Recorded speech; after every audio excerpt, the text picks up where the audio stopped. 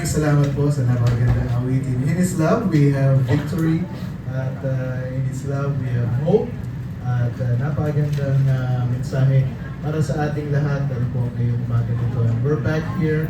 And may napapasalamat sa katapatan po ng ating Panginoon sa lahat po ng ating bahagi ng ating buhay ay hindi po siya nagkukulang, hindi po siya sabihin nga natin na hindi siya sa hindi nagpo-provide ng ating pangangailangan. Ang laging nais niya po sa atin ay magtiwala ng lubusan sa kapangyarihan po sa ating buhay. Okay, so thank you for that wonderful singing, and thank you for honoring the Lord today. And magandang umaga po sa inyo lahat. Alright, ako'y natutuwa at kayo dito. Happy Lord's Day to everybody. Amen. Alright, glad to see you all. Sa ating pong mga guests and regular attenders, brethren, thank you for joining me today. And I pray that God will speak to all of us and be blessed. I'd just like to recognize again our online brethren. At ito po yung mga malalayo sa atin dito. Tayo pinapapasalamat dahil every Sunday kasama po natin sila. Ayan, at naghahanda sila sa kanilang camera. Palayan na natin yung ating nasa Abu Dhabi, yung naka-blue at yung naka-black. Ayan. Brother Kenneth at saka Sister Marimar, so nice to see your smiles there. Maraming salamat. Kayo po yung lagi namin kasama at the Sunday. And yeah, we're praying for you here. And huwag niyo kakalimutan yung ating camp this December. Alright, so yeah, set nyo na ang schedule nyo dyan. At ang ating mga nasa Pilipinas, ayan, sakto. Alright, ang ating pong Nanay Erpe, napakagandang ngiti naman po dyan. Alright, kaway dyan. Maraming salamat po at naway nasa mabuti kayong kalagayan sa Pilipinas dahil walang tigil po ang ulan. Malis na kami, umuulan pa rin. Oo, at bumabagyo. At yung gawing Maynila ay talagang bahang-baha na sa mga nakikita po natin sa balita. Right, so let's just pray yung ating mga kababayan po sa Pilipinas ay ingatan po ng ating Panginoon at sila po ay walang aksidente mangyari po sa kanila. Alright, so again, yes, sa ating po mga nandito, let us just thank the Lord today and give Him the glory. And are you ready to hear the Word of God? Amen. Alright, tayo pong lahat ay tatayo at basahin po natin ang ating main text for today. Ito po yung Psalm 143 verse 10. Psalm 143 verse 10. Pwede yung buklatin ang inyong mga Biblia sa King James Version, Bible. At ang ating pong verse ay nasa screen din po natin. At sabayan niyo po ako sa ating pagbabasa ng salita ng ating Panginoon. Psalm 143 verse 10. Tayo pong lahat, ready, read. Teach me to do thy will, for thou art my God, thy spirit is good. Lead me into the land of uprightness. Tayo pong lahat, yumuko at manalangin. Ama naming banal, we thank you, Father, that you gather us here in this place, and we pray na lahat po ng aming mapag-aaralan, ito po'y mangusap po kayo sa amin because we really need the truth of your word. At sa kabila po ng mga sitwasyon po namin sa buhay, sa mga nakikita po namin sa aming paligid, ay Panginoon, kami nagpapasalamat dahil binigyan niyo po kami ng ganitong pagkakataon na magtiwala ng lubusan sa inyong harapan. Tulungan niyo po kami, paspasan niyo rin po yung aming mga kapatiran na sa online, at maraming salamat, Panginoon, sa bawat isa. Ito po'y dalangin namin sa pangalan ni Jesus. And all the people will say Amen. Right, may be seated. Thank you very much. At mamaya po, sa ating pong mga announcement, ay hintayin niyo po yung ating panimula ng ating pag-imbita po sa inyo sa ating overnight camp. At ayan po yung makikita natin. But today, or now, ay tayo po mag-focus muna sa ating pag-aaral ng salita. God bless you today. Let me speak to you about doing the will of God. These are the third part ang ating pag-aaral. Ito pong paggawa ng kalooban ng Diyos sa ating buhay. What is God's will for your life? Ito po isang tanong natin, napakalaking tanong sa bawat isa. And it's really not the question of purpose of God, the will of God. But it's a question specific to the will of God. What is the will of God for your life? And it's not about what should you be based on your skills and your gifts and all of that. Kasi sinasabi natin, ginagamit ko yung aking talent is because this is the will of God. You know, it's really about what is God's will for your life. A very foundational question, and we all as Christians ask it. And this has to do with everything in our lives. Ito po kalooban ng Panginoon. Ito po sa lahat ng bahagi ng ating buhay. Ang ating mga relasyon sa mga iba't ibang mga tao, sa ating mga kamag-anak, sa ating pamilya, all our choices, ang ating mga pagpili, paggawa ng desisyon sa buhay, and directions for life or in life, ay ito po it's got to do with everything in our lives. Needed in everything is to be guided and directed by a compelling desire to do the will of God. Talaga pong ito po'y maging naisin natin sa ating buhay. In fact, this is the most foundational and essential pursuit in Christian living, doing the will of God. The will of God, we take note, it was not a matter of just knowing it. It was a matter of doing it. Kaya nga sabi ni David sa kanyang panalangin, Lord, teach me to do thy will. Presumption, ng presupposition po natin dito, ay alam na niya ang kalooban ng Panginoon sa buhay niya. It was not a matter of information, but it was a matter of obedience. You know, believers who know the will of God are under the control of what they know. Sadly, there are people who know things but are not under the control of what they know. You know, Paul told the Corinthians, kung knowledge lang ang pag-uusapan, sabi niya, by God's grace, in everything you are already enriched by Him.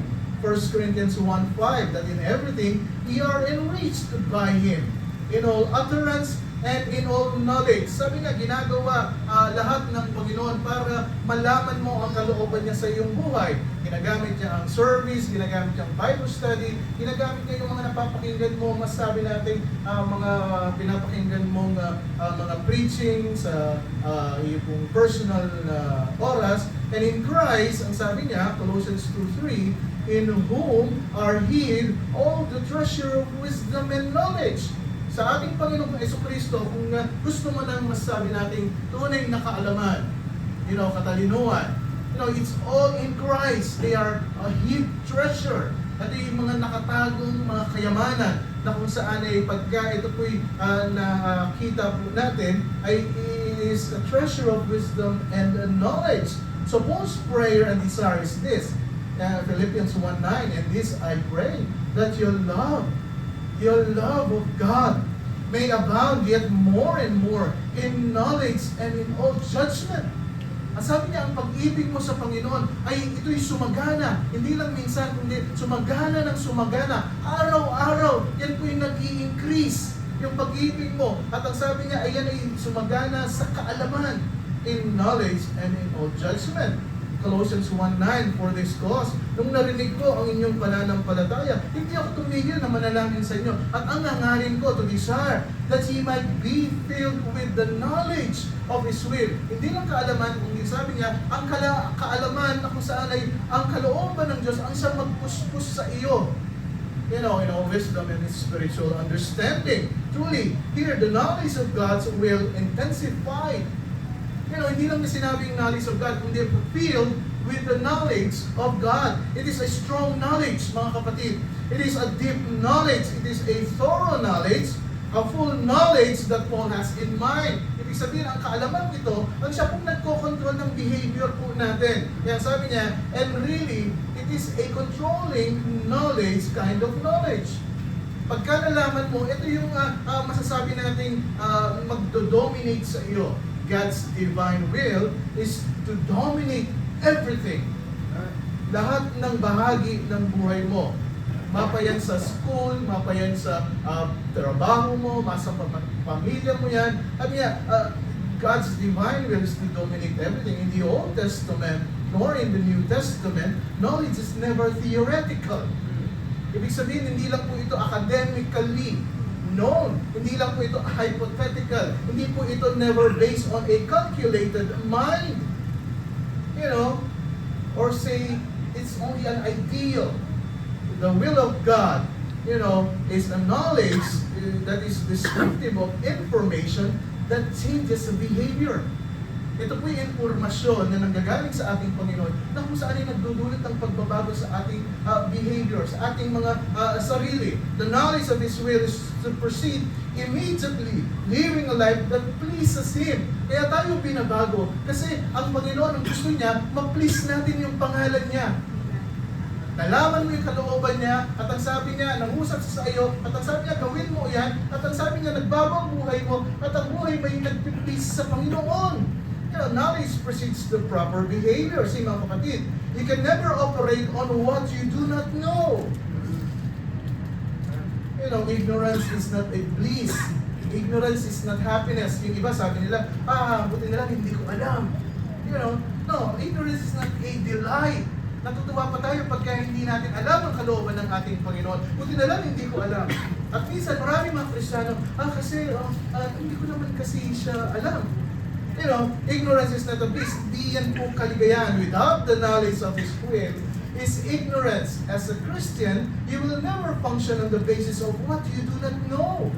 Maraming mga Kristiyano, pilit na ginagawa nila yung mga feeling nila at intindi nila. Ito yung kalooban ng Panginoon. Pero ano ba yan? Yan ba'y kaalaman ng kalooban niya? O yan lang ang gusto mo? Nakakalungkot po, Some people put a premium on ignorance. Marami mga Kristiyano, daming dahilan sa paglilingkuran. Kasi ganito ang nangyayari sa buhay ko, kasi ganito. Pero kapatid, ang pinag-uusapan natin dito, yung paggawa ng kalooban ng Diyos sa buhay mo. 2 Chronicles 15:3, now, for a long season, Israel has been without the true God, and without a teaching priest, and without a law. Anong nangyari sa kanila? And in those times, there was no peace to him that went out, nor to him that came in, but great frustration. There are great vexations whereupon all the inhabitants of the countries and the nation was destroyed, because they don't know the true God, they don't know the will of God, and city of city, for God did vex them. Even God frustrated them with all adversities. So sabi niya, hindi niyo ako nakikilala. Kaya ayan, ang daming mga nangyayari sa inyong mga hindi magaganda sa buhay niyo. A terrible situation to be in, mga kapatid, without the knowledge of the true God. Pagkaibang kaalaman ang meron ka, sabi ko nga po sa inyo. Great vexation, frustrations. Marami tayong frustrations sa buhay kasi hindi natin kilala ang Diyos. A terrible situation to be in. Proverbs 9:2, also that the soul be without knowledge.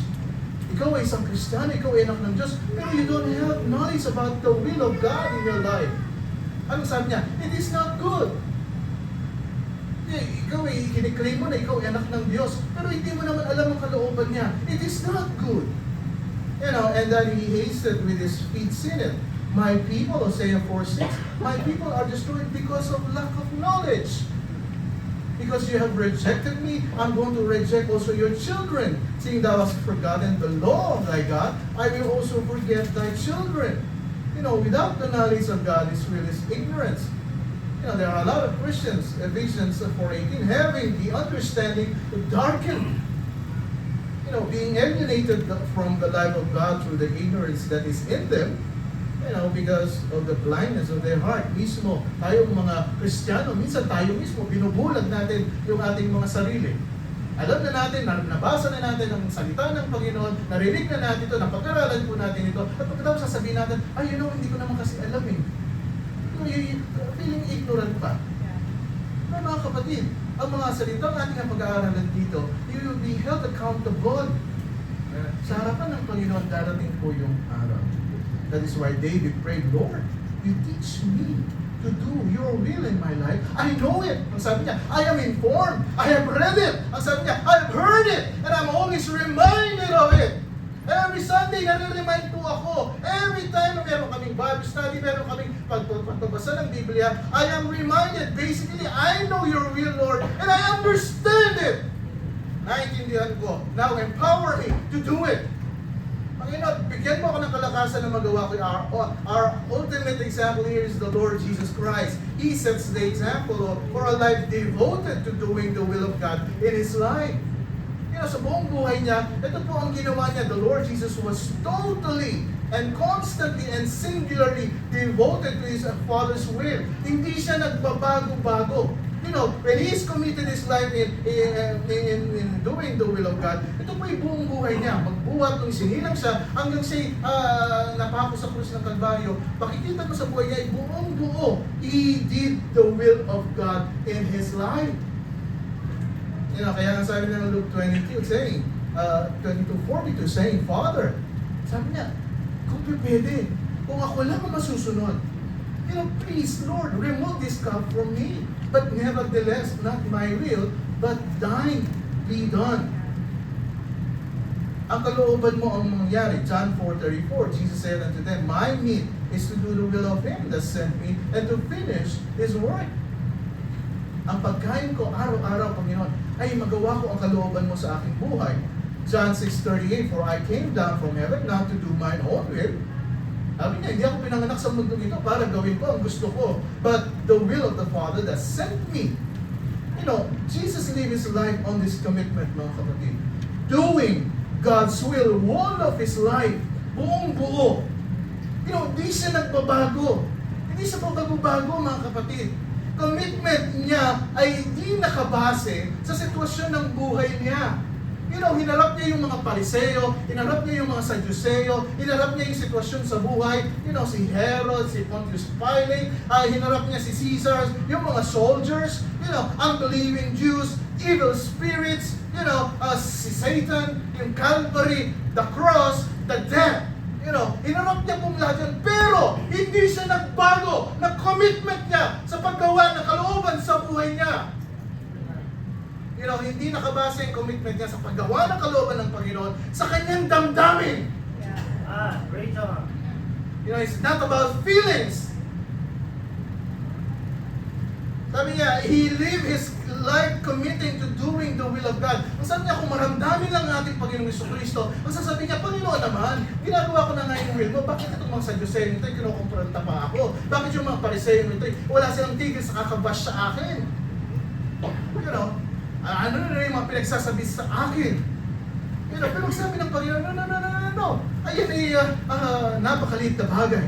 Sabi niya, I'm here. I was born here. Sabi niya, to do, this is my commitment in life, to do the will of God in my life. Ito pa, pag nag-commit tayo sa Panginoon, wala po tayong talo dyan. Amen. Wala kang talo dyan, sabi ko nga po sa inyo. Pagka ginawa mo ang kalooban ng Diyos sa buhay mo, wala kang talo dyan. And then our Lord went to extend that beyond Himself and His disciple, Lord, teach us to pray. Sabi niya, Panginoon, kasi hindi namin alam kung anong panalangin ang gagawin namin kasi kami ilaki ng puro gawa na lang, puro gawa ang pinapakita namin, kami mga Hudyo. Nabuhay kami sa legalismo at sa mga bagay-bagay kung saan kailangan ganito ang gawin mo, ganito ang gawin mo. Hindi namin alam kung paano talaga panalangin. Teach us to pray. Anong sabi ng ating Panginoon? Matthew 6:19, 6, 9, and 10. After this matter, therefore, pray ye. Sabi niya, ganito kayong manalangin. Our Father, sabi niya, aming Ama sa langit. Kasi hindi nila alam kung sino yung ama nila eh. Pero ang alam naming Ama ay si Abraham. So sabi ng Panginoon, pagka nanalangin kayo, Our Father which art in heaven, hallowed be thy name. Holy be your name. Ano sabi niya? Thy kingdom come, and thy will be done in earth as it is in heaven. Even sa pagtuturo ng panalangin ng ating Panginoon. Ang sabi niya sa mga disipulo niya, hey, sabihin mo sa Panginoon, your will be done in your life as it is in heaven. And some believers in Acts 21:14, ito na yung bahagi na yung ating Panginoon Jesucristo sa mga mananampalataya doon sa kay si Pablo in Acts 21:14, and when he would not be persuaded, we ceased saying, the will of the Lord be done.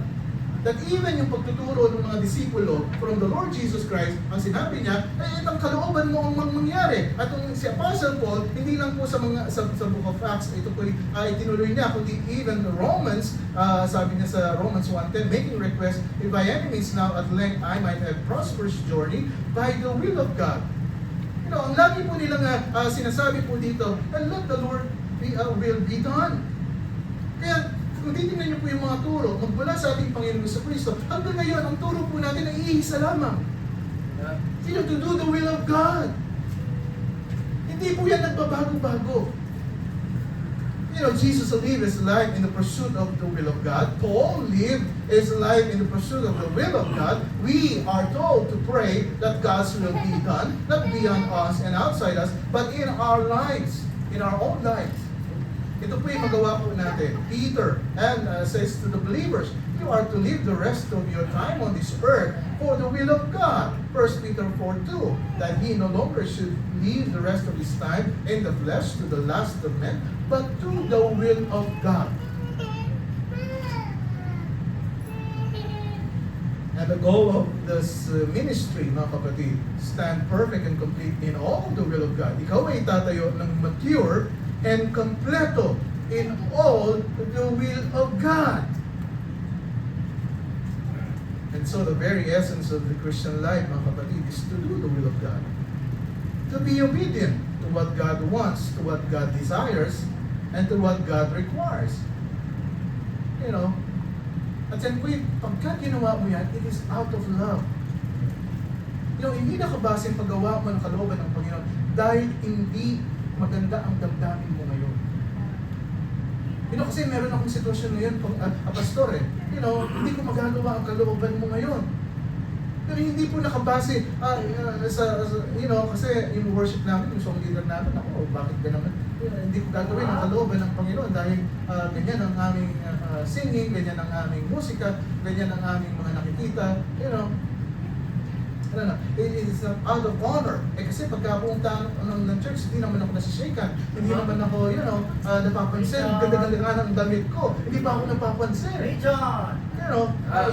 The commitment, the doing the will of God is out of holy aspiration and desire. It also the pursuit of blessing and usefulness. And for every reason, and any reason that may be, we pursue the doing of the will of God in our lives. Amen po ba? Amen. It's denying ourselves. Pagod tayo, puyat tayo, and everything. Pwede naman tayo magdahilan sa Panginoon. Pero pagka ang kalooban ng Panginoon ginawa po natin sa ating buhay, this is why we live. And for what we live, we do the will of God. This is God's will.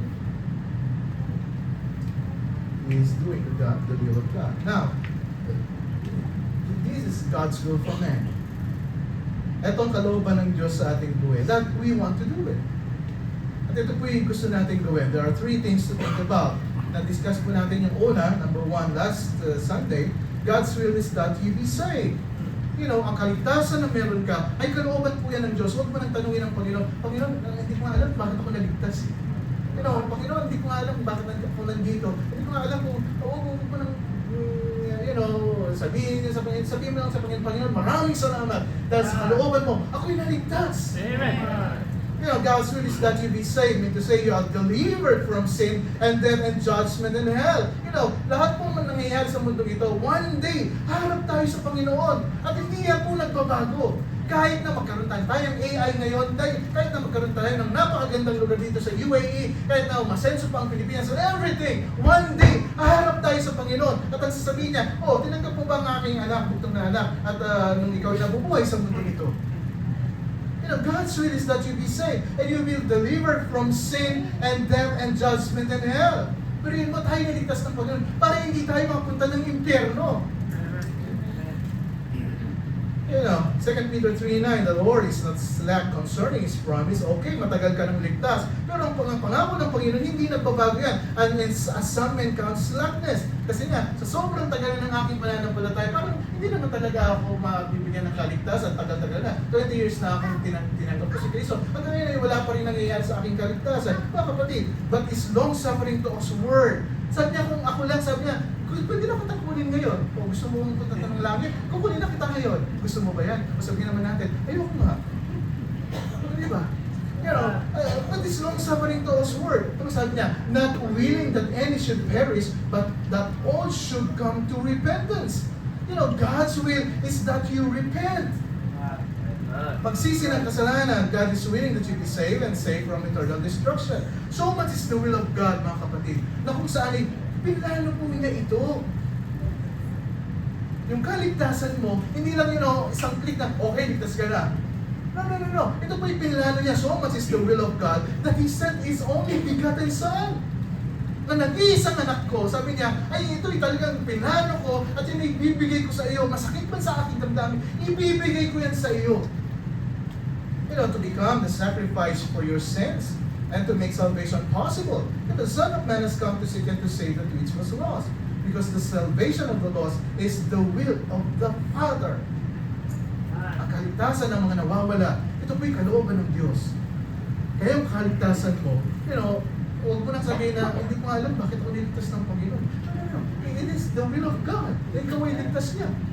At tayo dapat magpasalamat po doon. The will of God is you to believe in His Son. 1 Timothy 2:3, for this is the good and acceptable in the sight of God our Savior, who will have all men to be saved and come to the knowledge of the truth. Ang sabi niya, niligtas kita kasi sabi niya, para ikaw ay magkaroon ng kaalaman sa katotohanan. Karoon ka ng knowledge of the truth. The will of God is you to believe in His Son, you repent, trust Jesus, receive Christ through faith. John 3:15, a very familiar verses here that we have, that whosoever believeth in Him should not perish, but have eternal life. For God so loved the world that He gave His only begotten Son, that whosoever believeth in Him should not perish, but have everlasting life. For God sent not His Son into the world to condemn the world, but that the world through Him might be saved. He that believeth on Him is not condemned. Sabi niya, ang naniwala at nanampalataya sa Kanya ay hindi husgahan. But he that believeth not is condemned already, because he hath not believed in the name of the only begotten Son of God. I will repeat, mga kapatid. In Christ, there is no condemnation. Amen. Kung ikaw, pinipilit mong husgahan, i-condemn ang sarili mo, ikaw ay Kristiyano na. Ang sabi ng salita ng Panginoon, no, you're not condemned already. Bakit ba pinipilit mong i-condemn ang sarili mo? Sabi niya, kaya nga niligtas kita. John 6:40, and this is the will of Him that sent me, that everyone which seeth the Son and believeth on Him may have everlasting life, and I will raise him at the last day. Kaya ang sabi ng Panginoon, John 14:6, kung sinong gustong pumunta ng langit, Jesus is the only way. You say it, I am the way, the truth, and the life. No man cometh unto the Father but by me. God's will is that you be saved. Number 2. God's will is that you be Spirit-filled. I will repeat. Number 2. God's will, ang kalooban ng Panginoon, ay ikaw ay mapuspos ng banal na Espiritu, Spirit-filled. Ephesians 5:17. Wherefore, be not unwise. Ang sabi niya, kayong mga Kristiyano, do not be foolish.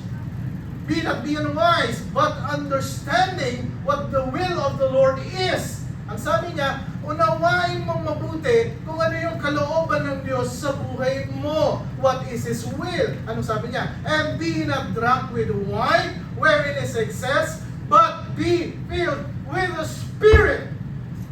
Ang sabi niya, ang Panginoon, ang kalooban niya sa iyo, hindi ka lang maligtas, kundi sabi niya, ikaw ay mapuno, mapuspos ng banal na Espiritu. And be not drunk with wine. This is God's will. Be filled with the Spirit. Ito po yung sinasabi niyang, do not be unwise, apron or apron, pren, from the verb proneo, which is to think.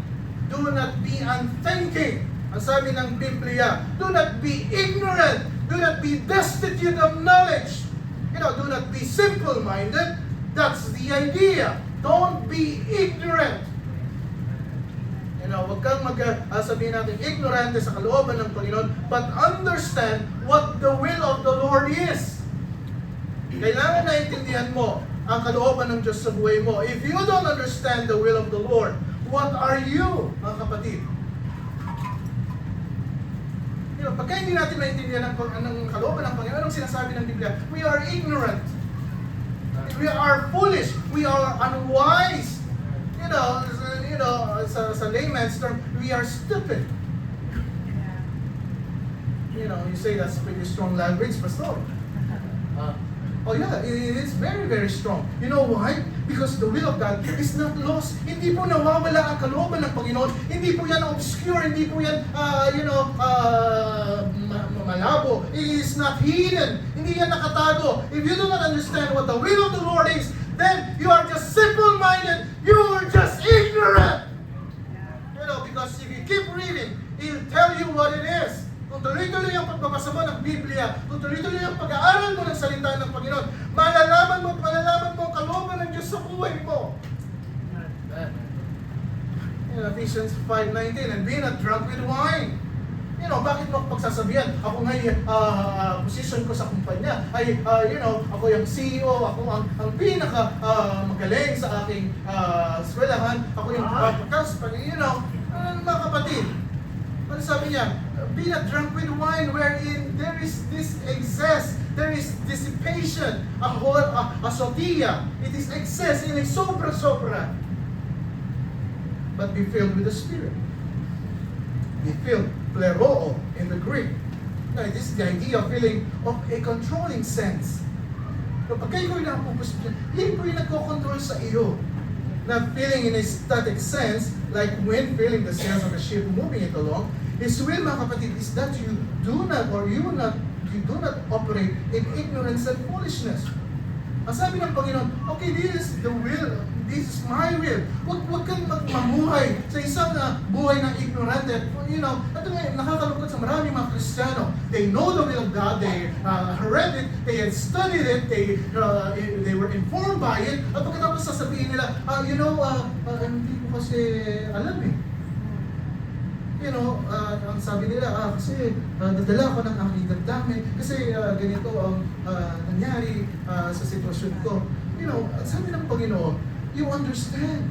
You have to understand what the will of the Lord is. Naintindihan mo. Naunawaan mo. It is not ambiguous. You do not operate in ignorance and foolishness. Kung ikaw isang anak ng Panginoon, hindi ka nabubuhay sa isang buhay ng ignorante at kamangmangan. Instead, you operate in understanding.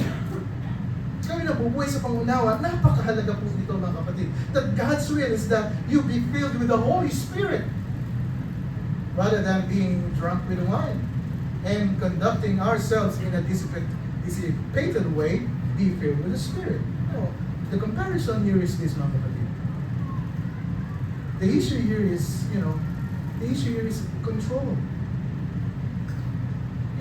God's will for us to be filled with the Spirit. Sabi, sino bang nagko-control sa iyo? Ang damdamin mo? O ang salita ng Panginoon? Sino bang nagko-control sa buhay mo? Ang nalalaman mo at nakita mo sa social media? O ang salita ng Panginoon na nagsasabi sa iyo, this is the will of God. It is control. Kasi nga po, maraming mga Kristiyano, kahit ligtas na, pwede pa rin tayong manguna sa ating buhay. Pwede tayong manguna sa ating mga sarili. There are a lot of confusion. Napakadaming kaguluhan. Alam niyo po ba, pagka sa buhay ng isang Kristiyano, claiming he is a Christian, he repented and received Christ in his heart, pero sa buhay, sarili ang naunguna at nangingibabaw.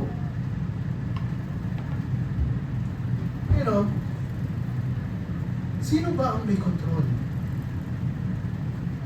Tayo o ang Panginoon? Kaya ano sabi niya, a way to translate this would be, you have to allow yourselves to be controlled by the Spirit. Hayaan mo na ang mag-control sa iyong puso't isipan ay ang banal na Espiritu. Everything finds its appropriate place when you are totally controlled by the Holy Spirit. Lahat po ng mga bagay-bagay sa ating buhay, pagka kontrolad tayo ng banal na Espiritu, everything finds its appropriate place. All behaviors. And this is very interesting, mga kapatid. A life of worship, ang iyong buhay sa pananambahan, ang iyong buhay sa pagpapakumbaba, ang buhay pa sa kaligayahan, a life made right in the family, a life made right in the environment of the world where you work and serve. Everything finds its appropriate place when you are totally controlled by the Holy Spirit. Marami mga Kristiyano na may problema. Bakit? Hindi controlled by the Holy Spirit. Ang pagkocontrol po ng banal na Espiritu, it's not mystical, mga kapatid. Hindi yan kababalaghan. Kumalaw yung silya, siguro kalooban ng Panginoon yun. Di ba? Naku, yung ilaw, medyo patay sindi. Siguro yan yung kalooban ng Panginoon. Di ba? Feeling of the Holy Spirit, hindi po yan gawa-gawa, mga kapatid. Yan po yung tunay na tunay.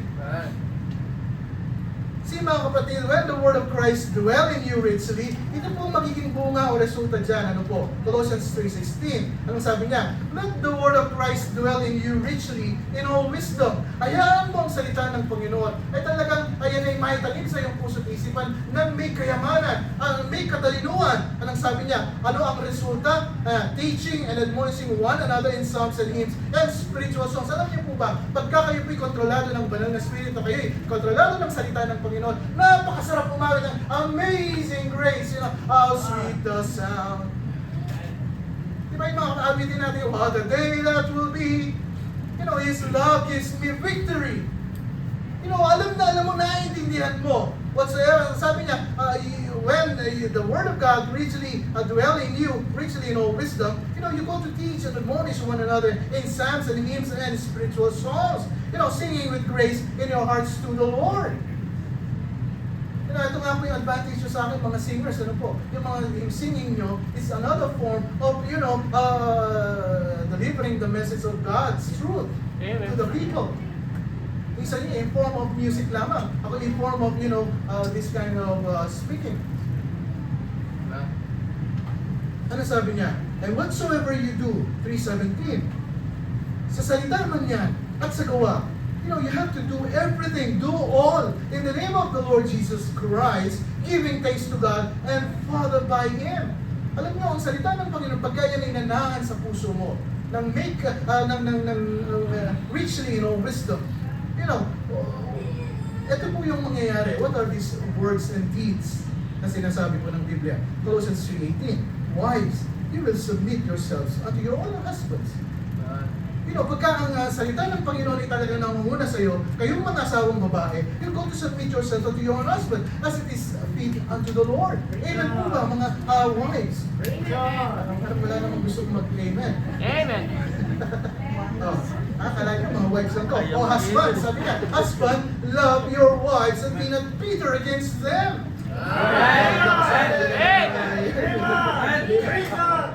Kasi nga, the Word of God is dwell in you ito nga yung mga bunga, yung words and deeds. Anong sabi niya? When the Word of God really dwell in you in all wisdom, children, sabi niya, children, mga young people, children, obey your parents in all things, for this is well pleasing unto the Lord. Pagka ang salita ng Panginoon yun ang muna sa iyo, you're going to submit, you're going to obey your parents in all things. Ano pa siya? Father, sabi niya, kayong mga tatay, sabi niya, huwag niyong i-provoke ang iyong mga anak sa galit lest they be discouraged. Napakalaki po ng ating mga responsibilidad dito. O kayong mga servants, sabi niya, obey in all things to your masters according to the flesh, not with eye service as men pleasers, but in singleness of heart, fearing God. Ito pong lahat, mga kapatid, ito yung bunga dahil ang salita ng Panginoon ay nananahan sa iyo ng richly in all wisdom. What does it mean to be controlled by the Spirit? It means to be dominated by the Word of God. Very simple. The Word is inseparable from the Spirit. Kasi nga, ang banal na Espiritu po, siya po yung author, interpreter, siya po yung applier, enabler of His own Word. So when we talk about being Spirit-filled, we're talking about being controlled by the Spirit. The Spirit controls us when we are saturated with the truth, when we are saturated with the Word. When the Word dominates us, the Spirit controls us. You know, pagka ang salita po ng Panginoon ay nananahan po sa atin, it's very simple. The Word takes hold on our mind. Ang nagko-control po sa atin sa ating pag-iisip ay salita ng Panginoon.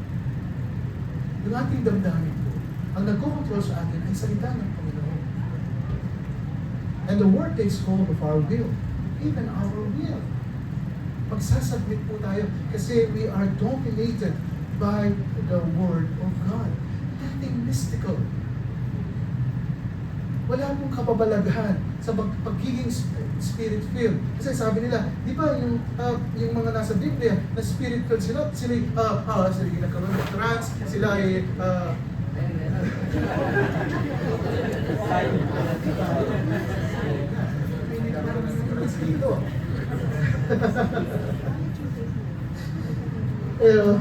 nothing mystical na kapatid. Baka sabihin nyo, talagang binogkat ng biniprints niya. No. There's nothing mystical. It's very real. Ay salita po ng Panginoon yung tunay na tunay. Being filled with the Spirit means being controlled by the Spirit. And it proceeds with proper behavior.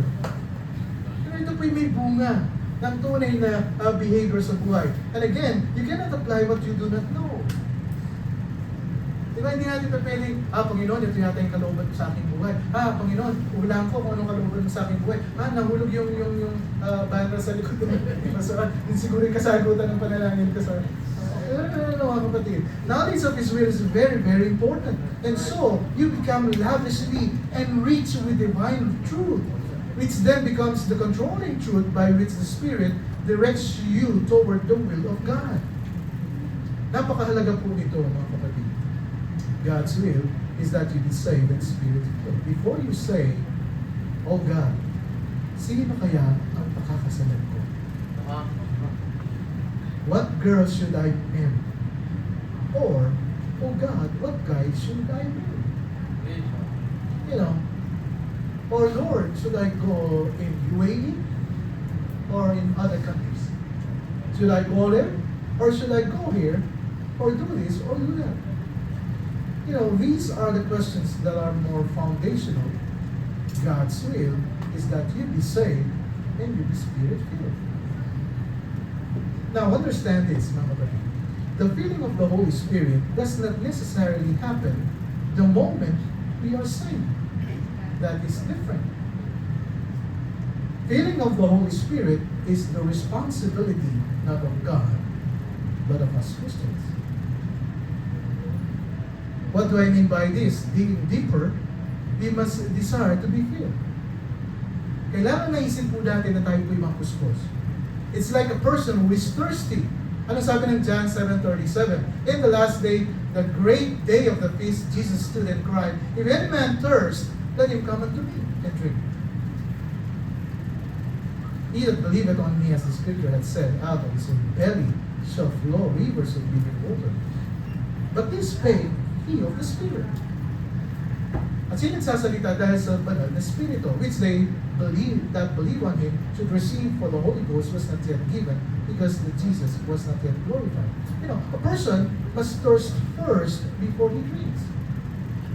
You know, ito pong feeling of the Holy Spirit, talagang sasadyain mo siya. Hindi po yan one-time big event sa buhay mo. Anong tinanggap mo si Kristo, kasi sabi ng iba, di ba, ang banal na Espiritu ay pumasok na sa akin, di ba pa ako napuspos noon? Nung time na ako'y naligtas, mga kapatid, papakita ko sa inyo yung pagkakaiba niyan mamaya, para at least clear tayo. Ano po? A Christian must desire to be filled with the Spirit. Sabi niya, kailangan mahuhaw. Kailangan everyday. Sabi niya, mahuhaw ka sa kalooban ng Panginoon. Today, I'm going to open your Bible, I'm going to read it. Uhaw na uhaw ako sa katotohanan ng iyong salita. And to hunger and thirst. Sabi niya, hindi lang mahuhaw. Blessed are they which do hunger. Sabi niya, even yung mga nagugutom at nauuhaw after righteousness, for they shall be filled. Sila'y mapupuspos. Kaya sabi ni David, my soul thirsted for God. You know, every day of my life, Panginoon, nauuhaw ako sa iyo. Sabi niya, early will I seek thee. Paggising ko pa lang sa umaga, sabi niya, my soul searches for thee. The flesh longeth for thee in a dry and thirsty land where no water is. My soul thirsts after thee as a thirsty land. Panginoon, early will I seek thee. Ito po yung desire ni David na kung saan siya po yung mga puspos. This desire is not passive. You know, mga kapatid, sort of.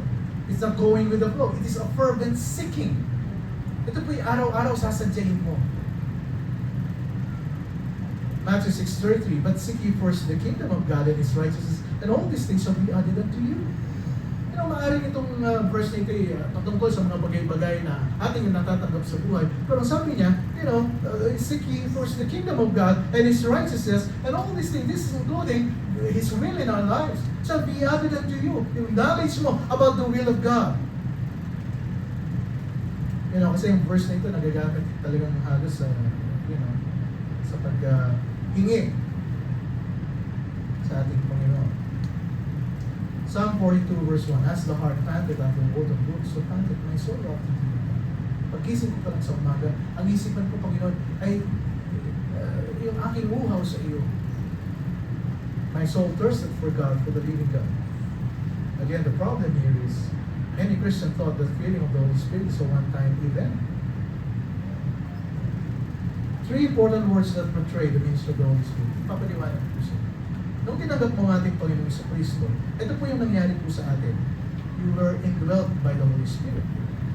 It's a one-time event. Nung tinanggap mo si Kristo sa puso mo, pumasok ang banal na Espiritu sa iyo. And He dwelleth in you. Anong sabi ng 1 Corinthians 3:16? Know ye not that ye are the temple of God, and that the Spirit of God dwelleth in you.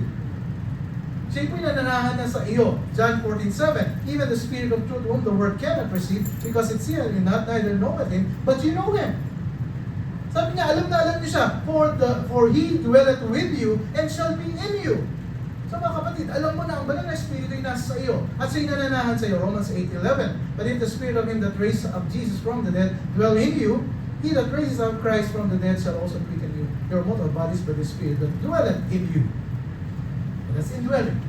That's a one-time event.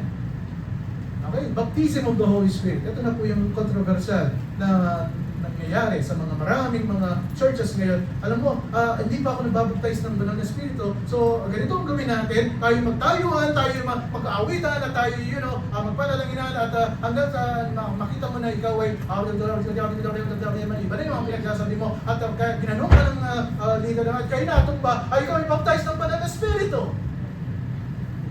Again, mga kapatid, baptism of the Holy Spirit is a one-time event as well. 1 Corinthians 12:13, for by one Spirit are we all baptized in one body. Ano sabi niya? Whether be Jews or Gentiles, whether be bond or free, and have been all made to drink into one Spirit. Anong ibig sabihin po nito? Nung tinanggap natin ang ating Panginoon Hesus Kristo bilang sarili nating Diyos tagapagligtas, we were baptized by the Holy Spirit. At ang sabi niya, ito po yung nagpapatunay na tayo po'y kabilang sa pamilya ng ating Panginoon.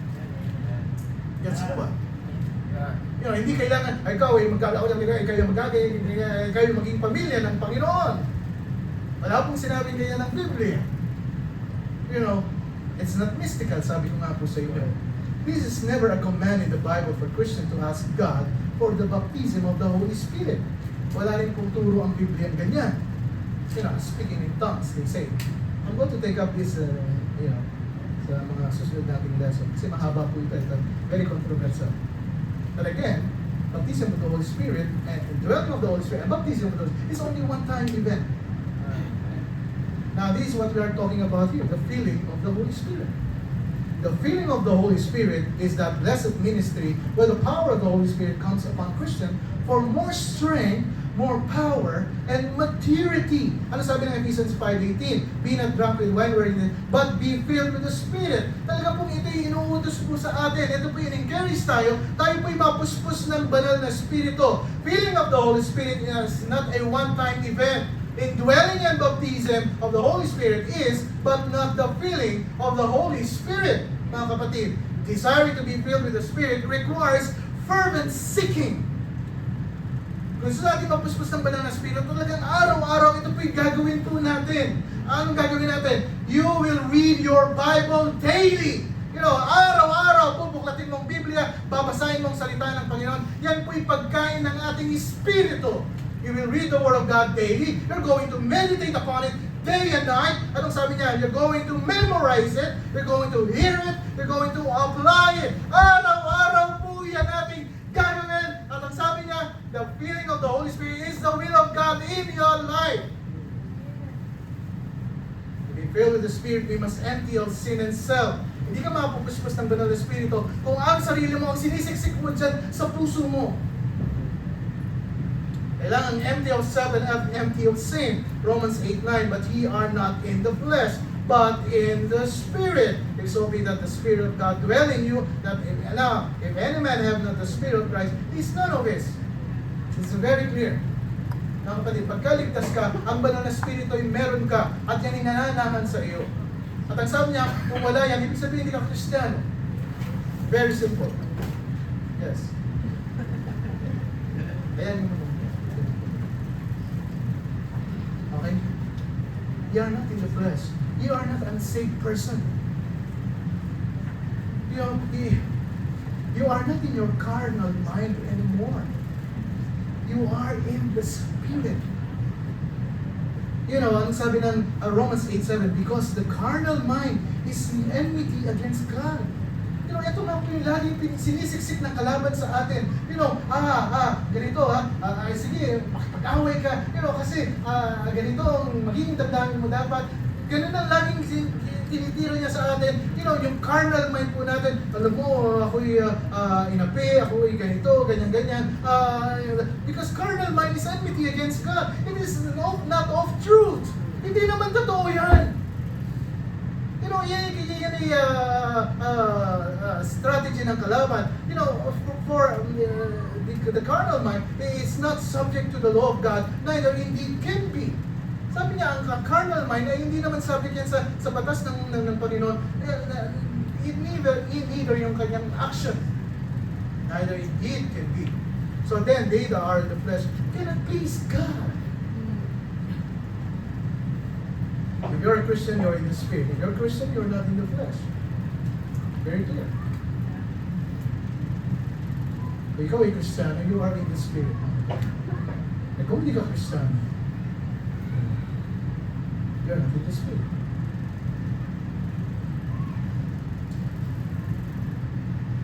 Romans 8:10, and if Christ be in you, the body is dead because of sin, but the Spirit is life because of righteousness.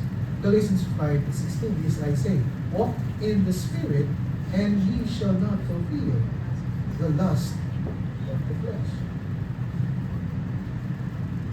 Ano yung lust of the flesh? The works of the flesh are manifest. It's are this. Adultery. Ang adultery pong ito is not only physical, it's also spiritual. God is a jealous God.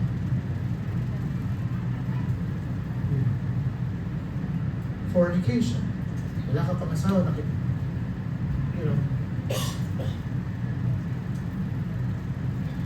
uncleanness, lasciviousness, idolatry. Akala natin yung idolatry, ito lang yung pagsamba sa mga Diyos-Diyosan. Idolatry is like anything above God is idolatry. Murders. Diba? Murders na ito, hindi yung physical na sinaksak mo siya, murder. Iisip mo pa lang sa iyong puso. Bakit ganun naman ang kulay ng kanyang damit? Diba? Diba? Pati damit. Damit na ba? Hindi ka rin ba yan? Envying, murders, drunkenness, uncleanness, idolatry, witchcraft, hatred. Diba? Lalong siya ginagawa siya. Variance, emulations, wrath, strife, seditions, heresies. These are all the works of the flesh. Envyings. Buti pa siya, may ganito. Buti pa siya, ganyan. Murders, drunkenness, rebellings, and such like. Rebellings, ito yung ingay, maingay, palangaway, and such like. Of the which I tell you before, as I have told you in time past, that they which do such things shall not inherit the kingdom of God. Siguro hindi ka nga ligtas. But the fruit of the Spirit The fruit of the Spirit, bunga. Hindi siya fruits, ha? But the fruits of the Spirit, niya sinabi yun. But the fruit, isa lang yan, bunga. Isang bunga lang ng banal na Espiritu ay pag-ibig, sabi niya, kaligayaan, kapayapaan, long-suffering, gentleness, goodness, faith, meekness, temperance. Against such, there is no law. And they that are Christ have crucified the flesh with the affections and lusts. If we live in the Spirit, let us also walk in the Spirit. Very simple. God's will for us is to be Spirit-filled. And being Spirit-filled, you must be patient. But let patience have a perfect work, that he may be perfect and entire wanting nothing. The filling of the Holy Spirit is not a one-time event. Araw-araw po natin gagawin ito. Kung may busy ka na ngayon, habahan pa natin. 20 years ka na sa pananampalataya, dagdagan pa natin ang pasensya. Pero marami na tayo na pagdaanan, dagdagan. Dagdagan ang pasensya. That patience have a perfect work, and to be patient in spirit is better. Ano sabi ng Ecclesiastes 7:8? Better is the end of a thing than the beginning thereof. And the patient in spirit is what? Better than the proud in spirit. See mga kapatid, you're not only a good starter, you're also a good finisher. Hebrews 12:1, wherefore seeing we also are compassed about with so great a cloud of witness. Marami tayong pagsubok na pagdadaanan. Let us aside every weight. Tabi na natin. Tapos na tayo sa mga ganyan. Tapos na tayo. Tabi na natin. And the sin which doth easily beset us. Makasalanan. Sabi niya, ay iwasan. Sabihin sa Panginoon, ayokong ulitin pa. The sin is not easy. And ano sabi niya? Let us run what? With patience. Tsaka araw-araw, the race that is set before us, we have to activate this patience today. You wait. Acts 1:4, tatapos na po ako. And being assembled together with them, commanded them that they should not depart from Jerusalem, but wait for the promise of the Father, it saith, He have heard. Narinig nyo na ako. Sabi niya, wait for the promise of the Father. And Isaiah 40:31, but they that wait upon the Lord shall renew their strength. They shall mount up with wings as eagles. They shall run and not be weary. They shall walk and not faint. Spiritual maturity does not develop overnight. Being Spirit-filled is not saying I've arrived.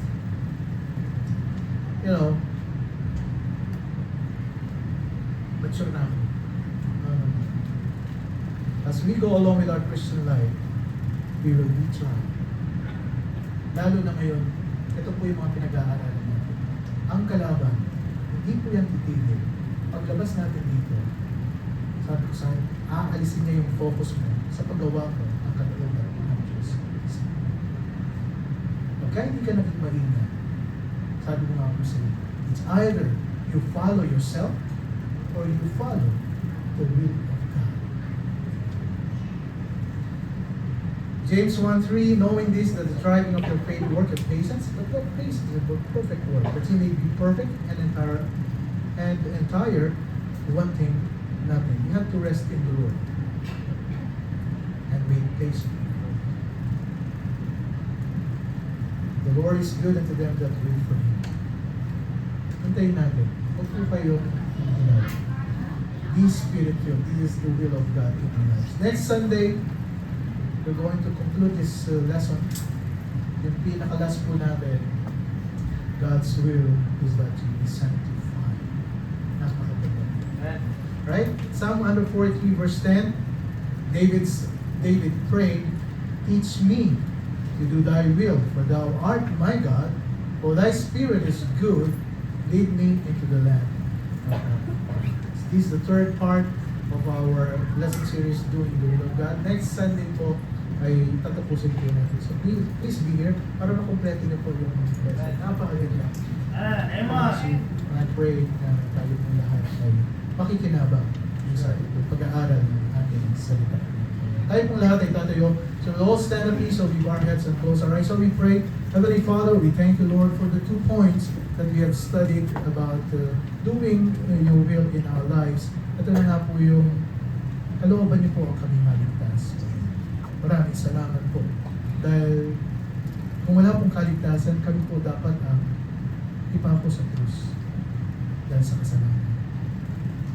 Kami po yung husgahan. At kung wala pong kaligtasan kami, o wala po kami sa mundo ito, kami po pupunta ng impyerno. We thank you, Lord, that you saved us. Niligtas niyo po kami. And this is your will in our lives. Help us, Father, to understand fully. Ang kaligtasang pinagkaloob niyo po sa amin ay kalooban niyo. Hindi po kalooban ng kahit sino, hindi ito po yung kalooban niyo. The second point na napag-aralan po namin is God's will is for us to be Spirit-filled. It is our responsibility. It is not a one-time event. Sa aming buhay pa natin.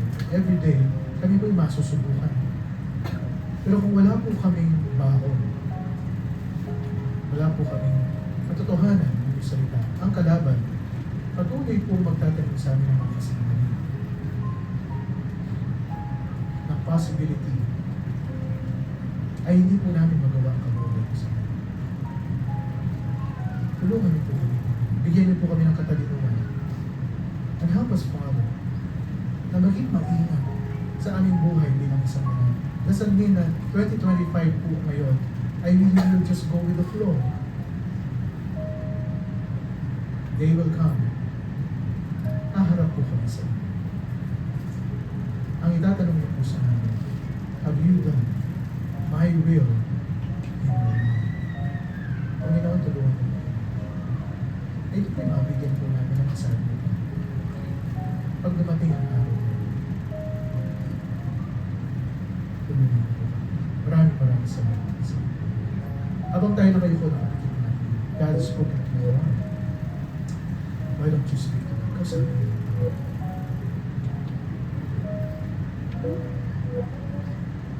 You speak to God.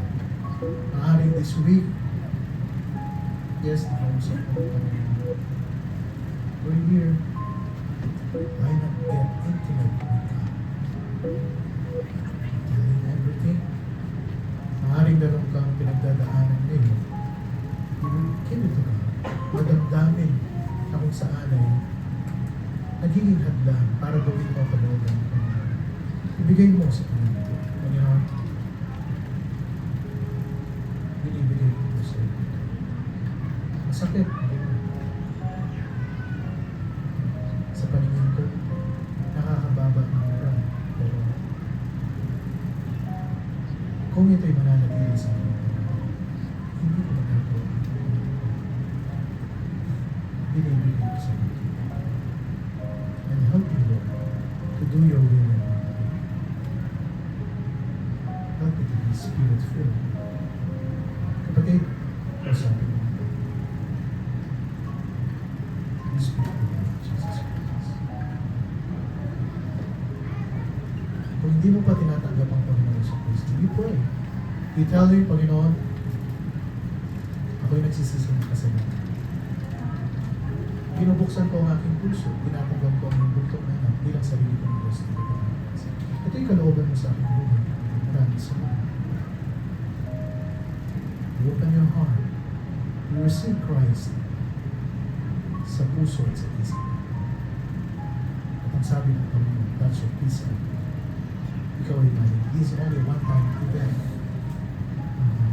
Kapatid. Hindi po araw-araw may kailangan natin ng paligtasan. Yes, we pray for our protection, our safety. Pero ang kaligtasan, ito ang minsan sa ating buhay. At yung pagtanggap sa Kanya bilang sa iyo natin ng Kristo. Yes. We pray. We speak.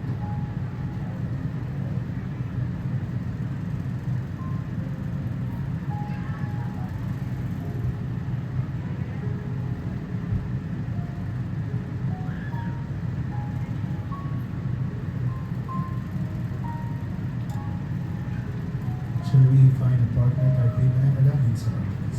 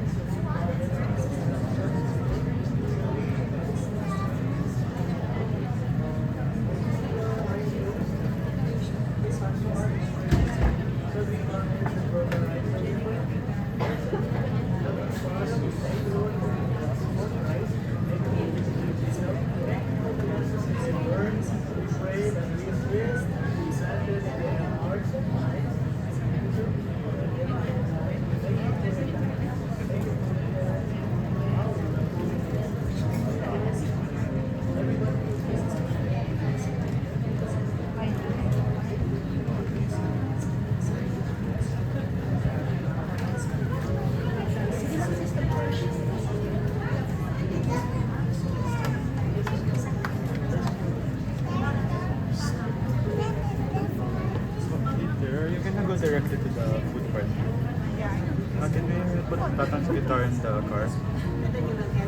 Yeah. Because there's And the Tatang. grocery also. Ano, because Tatang's gonna go na. So that would work.